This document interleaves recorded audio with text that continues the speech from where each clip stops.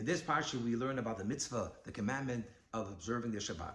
But in this parsha, God adds an additional idea which we don't find in the Ten Commandments. In the Ten Commandments, it says that you should keep the Shabbat because God blessed the day of Shabbat and made the day of Shabbat holy. But over here, the Torah adds that not only is the Shabbat day holy, but God also makes us holy on Shabbat. It says, Ladas, you should know that I, God, am making you holy.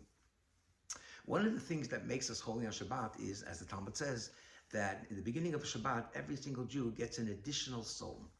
And it is this soul that causes us to have an inner feeling of calm and peace, tranquility.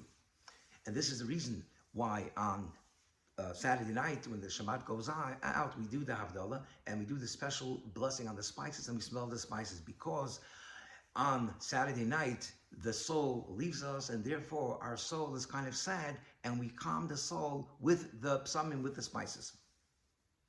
And this kind of peace and tranquility that we experience on Shabbat, we can only experience it on Shabbat, not on the other days of the week. Of course, on other days of the week, you should feel calm, but this inner feeling of peace you can only have on Shabbat because it's the peace and calm of God. And this is the answer that people say, well, Shabbat is so restrictive and we can't do work, we can't do business.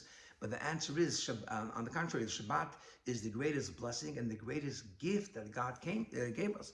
Because if we observe the Shabbat like God told us, we get calmness and we get tranquility that all of us, we so need in our life from all this stress and pressures. Shabbat brings us tranquility and peace. Have a very good Shabbat.